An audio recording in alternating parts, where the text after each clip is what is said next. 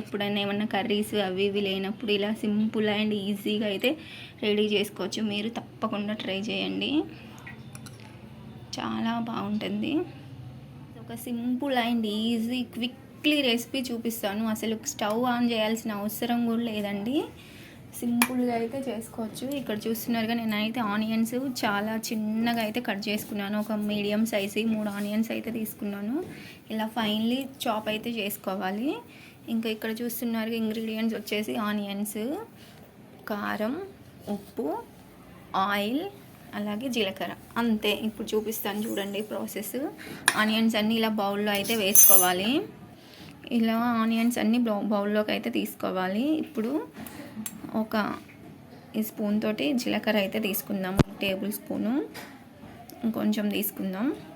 మన టేస్ట్ని బట్టి జీలకర్ర వేసుకోవడం అనేది ఆప్షన్, అంటే వేసుకుంటే బాగుంటుంది. ఇంక ఇక్కడ చూస్తున్నారుగా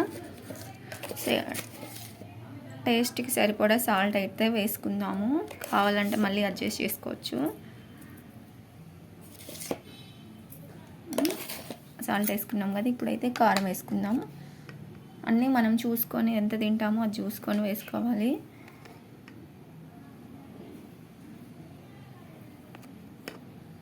ఇంకా 2.5 అయితే వేసాను. ఇప్పుడు ఇవి బాగా మిక్స్ చేసుకుందాం. బాగా మిక్స్ చేసుకున్నాక ఆయిల్ అయితే వేస్తాను.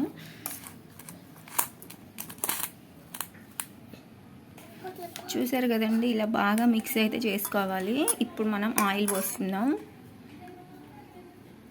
ఇంకా ఆయిల్ హీట్ చేయాలి, తాలింపు ఇవేమీ అక్కర్లేదండి.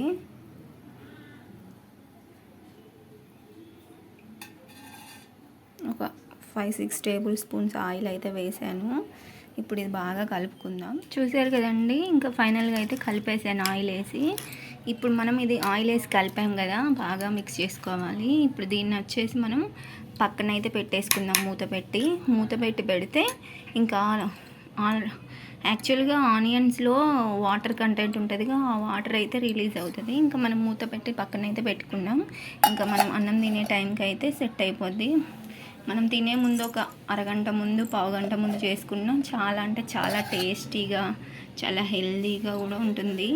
హెల్దీ అంటే మరీ కారం డైలీ తినమని అయితే నేను చెప్పను, ఇలా అప్పుడప్పుడు తింటే చాలా బాగుంటుంది. అసలు వేడివేడి అన్నంలో తిన్నామంటే ఎక్సలెంట్గా ఉంటుంది. అన్నం మొత్తం దీంతోటే తినేస్తాము, అంత బాగుంటుంది. మీరు తప్పకుండా ట్రై చేయండి.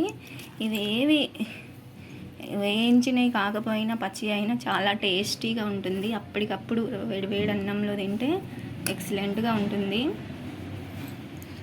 ఇంకా చూసారు కదా, గ్యాస్ ముట్టించే పని కూడా లేదు, అసలు సింపుల్. ఇంతకుముందు రెడీ చేసి పెట్టాను కదండి, ఇప్పుడు మీ ముందే ఓపెన్ చేసి చూపిస్తాను.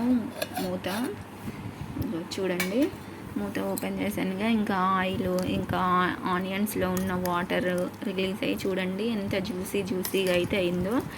చాలా అంటే చాలా టేస్టీగా ఉంటుంది. మీరు తప్పకుండా ట్రై చేయండి, అసలు వదిలిపెట్టరు. అన్నం మొత్తం దీంతోనే తినేస్తారు, అంత బాగుంటుంది.